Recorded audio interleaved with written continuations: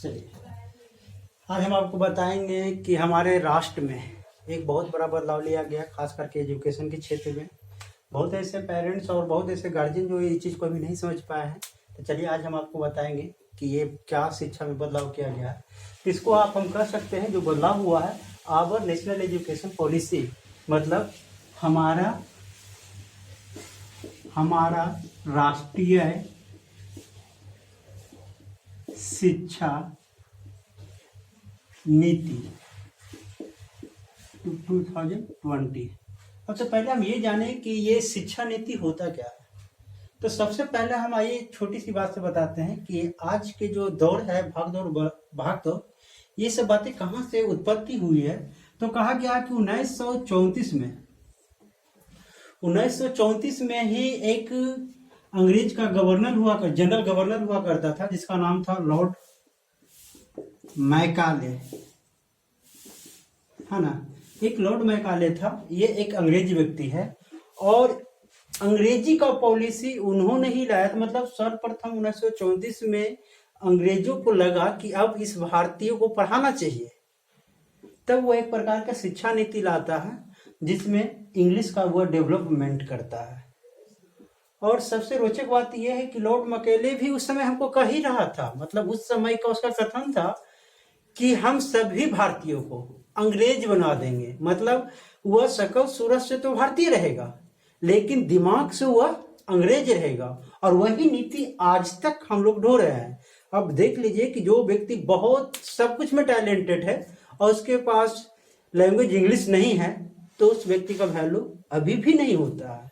या आप अपने आसपास गांव घर में देखते होंगे कि धारा प्रवाह इंग्लिश बोलने वाले व्यक्ति का प्रतिष्ठा लोग ज्यादा देते हैं। मतलब आप कह सकते हैं इंग्लिश भाषा का प्राथमिकता सभी गार्जियन लोग देते आए हैं, और यहाँ तक के कि हमारे आसपास ऑफिस में भी इसका प्रयोग किया जाता है। तो खैर चलिए, ये तो एक छोटी सी बात था जो हम आपको बताया कि इंग्लिश क्या है और कितना कंपल्सरी हमारे लिए है। दूसरी बातें हम आपको बताएंगे कि जब हमारा देश आज़ाद हुआ, हमारा देश कब आज़ाद होता है? 1947 में।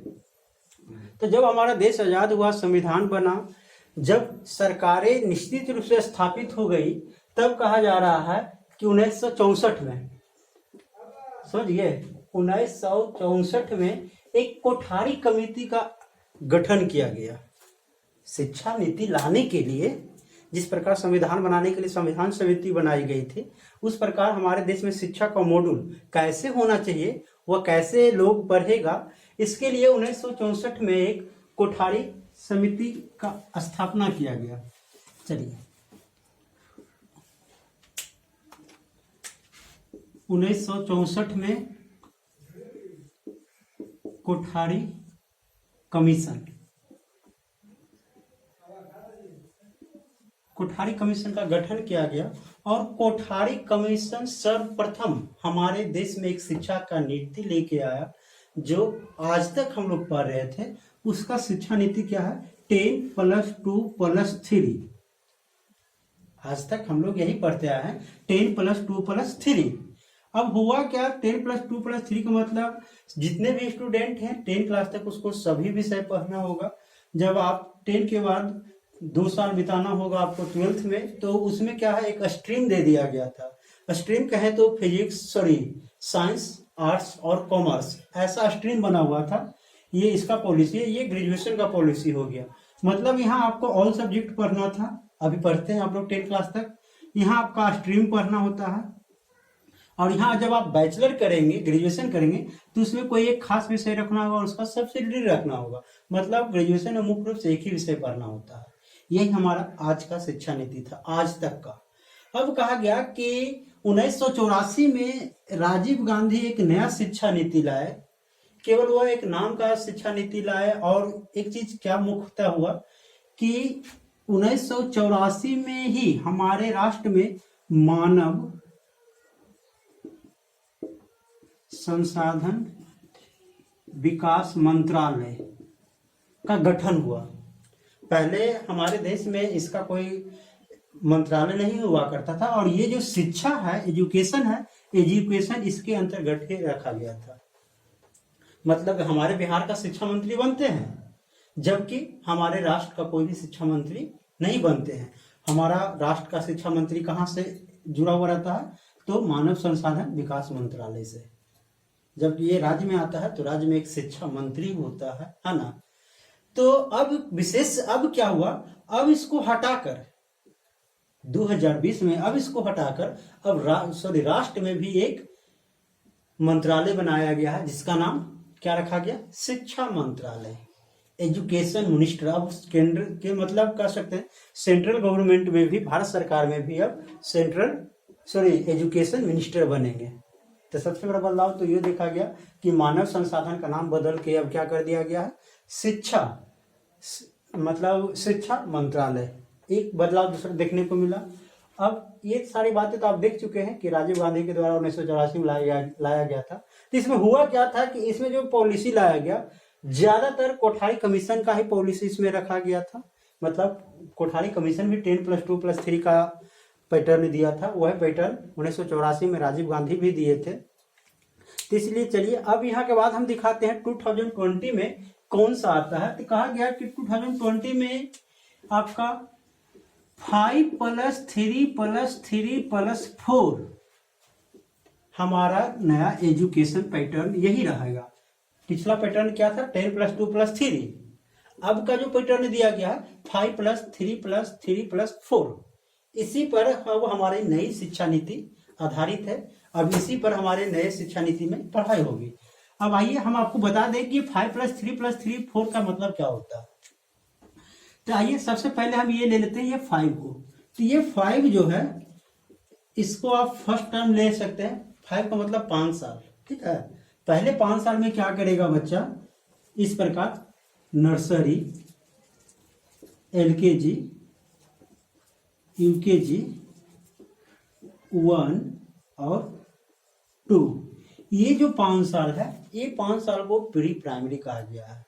पहले प्री प्राइमरी में यहीं तक आता था, नर्सरी, LKG, UKG, और उसके बाद 1 to 5 प्राइमरी में आता था। बट अब ऐसा नहीं है, अब नर्सरी, LKG, UKG 1 और 2 ये इसको हम प्री प्राइमरी में अब रखेंगे।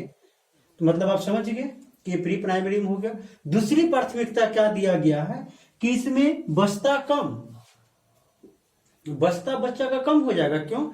क्योंकि बच्चा को यहाँ कोई अब इंग्लिश मीडियम में नहीं पढ़ाना है, बच्चा को पढ़ाना है किस भाषा में, तो मातृभाषा में।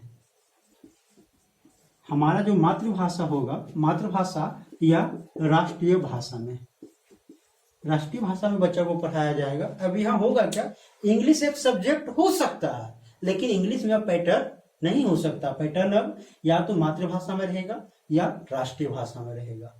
मतलब अब बच्चा को शुरू से अंग्रेजी उतना सिखाने की आवश्यकता नहीं पड़ेगा। ऐसे बच्चा को अभी हर सब्जेक्ट इंग्लिश में ही पढ़ना पड़ता है, लेकिन अब यही चीज को हटा के कर दिया गया है मातृभाषा और राष्ट्रीय भाषा। दूसरी चीज है, यहाँ पढ़ाई कम, खेल कूद पर ज्यादा ध्यान दिया गया है। इस बार देखेंगे कि इसमें पढ़ाई कम और खेल कूद पर ज्यादा ध्यान रखा गया है। मतलब बच्चा को पढ़ाना कम है, खेलने कूदने के लिए ज्यादा उत्सुक करना है। तो पहला तो ये चीजें हो गया कि खेल कूद पर ज्यादा फोकस करेगी पढ़ाई की अपेक्षा, और दूसरा उसको जो भी पढ़ाया जाएगा मातृभाषा और राष्ट्रीय भाषा के रूप में पढ़ाया जाएगा। तो मेरे ख्याल से आप ये 5 का मतलब समझ गए होंगे कि प्री प्राइमरी क्या होता है। अब आप यहाँ देख रहे हैं 3, ये 3 का मतलब होता है प्राइमरी स्कूल। मतलब आप ध्यान रखिएगा, आपका लगभग यहाँ तक के जितना भी पढ़ाया जाएगा सब आपका मातृभाषा और राष्ट्रीय भाषा में ही पढ़ाया जाएगा।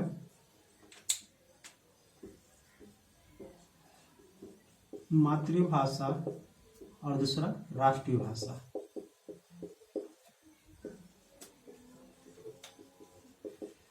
तो यहाँ मुख्य रूप से देख लिए कि खेलकूद पर ज्यादा ध्यान देना होगा और पढ़ाई में मुख्य रूप से यही 2 भाषा का प्रयोग करना है।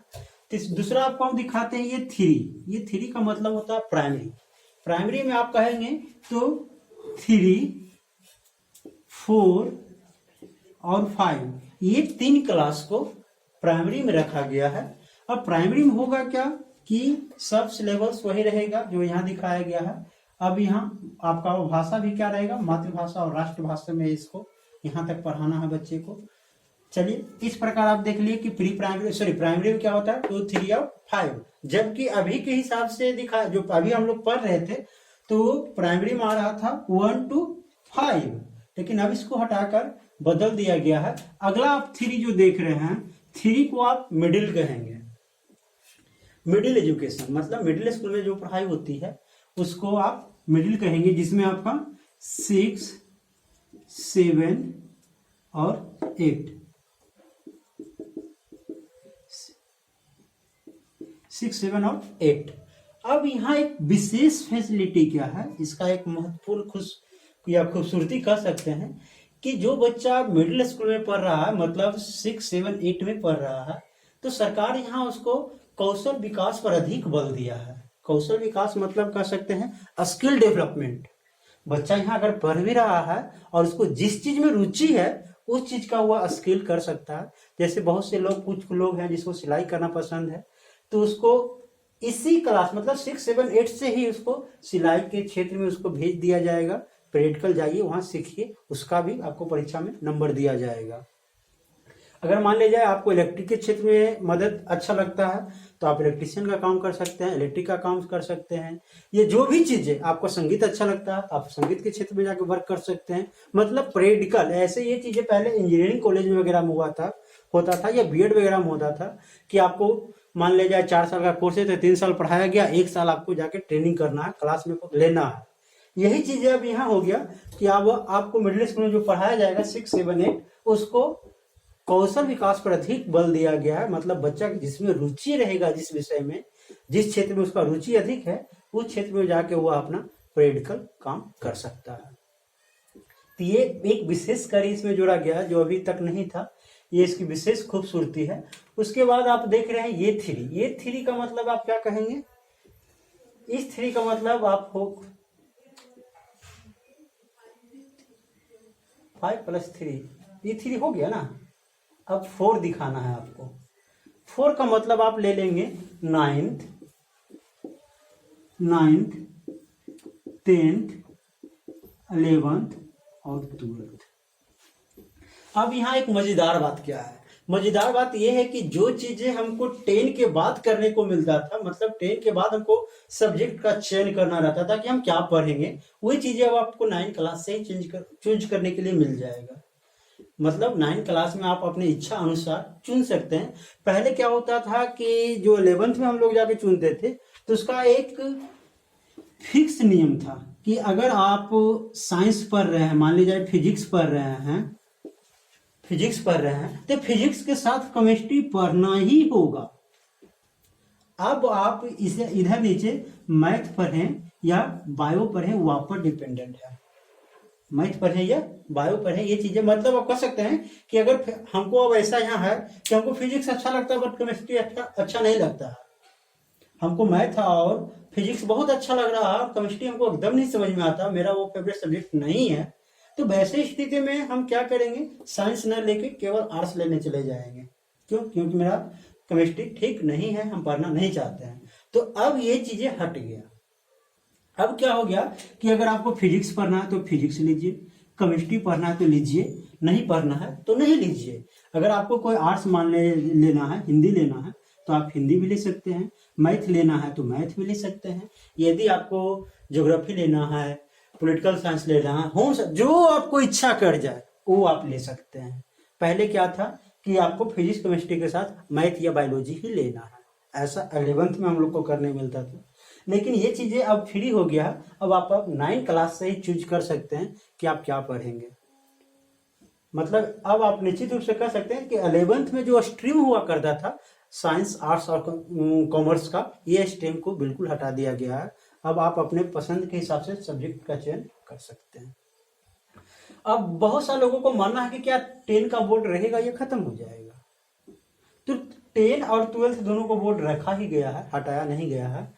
लेकिन अब होगा क्या कि यहाँ एक चीज पर और फोकस किया गया है। यहाँ आपको स्वतंत्रता दी गई है, लेकिन दूसरा चीज को और फोकस किया गया है कि रिटर्न को खत्म कर दिया गया है। अब यहाँ केवल समझंती रह गया है। बहुत सा देखते होंगे कि स्टूडेंट 12 महीना में 10 महीना नहीं पढ़ा, 2 महीना मारा गेस से रट्टा लगा के और नंबर अच्छा खासा ले आया, पास कर गया। ऐसा होता था, अभी भी आप देखते होंगे आसपास में ऐसा होता ही है, लेकिन वो क्या हो गया, अगर वो पास भी कर गया तो रिटर्न हो गया। वही चीज को यहाँ खत्म कर दिया गया। अब कोई भी स्टूडेंट रिटर्न नहीं होगा, अब सब्जेक्ट होगा। क्यों? क्योंकि यहाँ आपको कर दिया गया है सेमेस्टर वाइज। अब आपको मान लिया जाए यहाँ 2 एग्जाम देना होगा, मान लिया जाए फर्स्ट सेमेस्टर 6 महीना में, अभी ये कंफर्म नहीं हुआ है, बट ये अगर मान लीजिए 6 महीना में आप एक सेमेस्टर देते हैं तो इसमें जितना भी नंबर आएगा फिर दूसरा सेमेस्टर का जोड़ के 6 महीना का, और दोनों के जोड़ कर आपको रिजल्ट बनाया जाएगा। तो ऐसे आपको महीना साल में एक बार केस खरीदना होता था, अब अगर रिटर्न बनेंगे तो 2 बार खरीदिए। उसमें भी हो सकता है बीच बीच में कोई टेस्ट परीक्षा होगा पास करना, तो वहां भी इसलिए कहा गया कि यहाँ रिटर्न को हटाने की प्रयास किया गया है और बिल्कुल मुख्य रूप से समझंत लाया गया ताकि बच्चा अधिक उसको समझ सके। तो मेरे ख्याल से आपको इस पैटर्न पर अब कोई सुविधा नहीं होगी, आप इस पैटर्न को निश्चित रूप से समझ गए होंगे, है ना। चलिए आइए अब हम बताते हैं, ये जितना भी अभी हम आपको बताए ये आपको कह सकते हैं लोअर एजुकेशन, है ना, या स्कूली शिक्षा, इसको आप स्कूली शिक्षा कह सकते हैं। अब आइए हम आपको बताएंगे हायर एजुकेशन। हायर एजुकेशन में क्या किया गया, तो हायर एजुकेशन में सबसे बड़ी एक मुख्य बात दिया गया है कि multiple entry and multiple exit. इस बात को हमको समझना है कि मल्टीपल एग्जिट और मल्टीपल, आइए हम दिखाते हैं, multiple entry and multiple exit, ये चीज को समझिए। मल्टीपल एंट्री और मल्टीपल एग्जिट क्या है, ये हमारे हायर एजुकेशन में लागू होता है कि इसमें आपको क्या किया जाएगा कि जब मन तब जाइए, जब मन जब पढ़ाई छोड़ दीजिए। अभी हम लोग पढ़ते हैं, मान लिया 11th पढ़ लिए, 11th पढ़ने के बाद हमको अब हम 12th कर लिए, 12th करने के बाद अब हम बीएड करने के लिए चले गए हैं। बीएड यहाँ के 4 साल करना होगा, क्योंकि अगला कोर्स जो है वह 4 सालों के लिए है,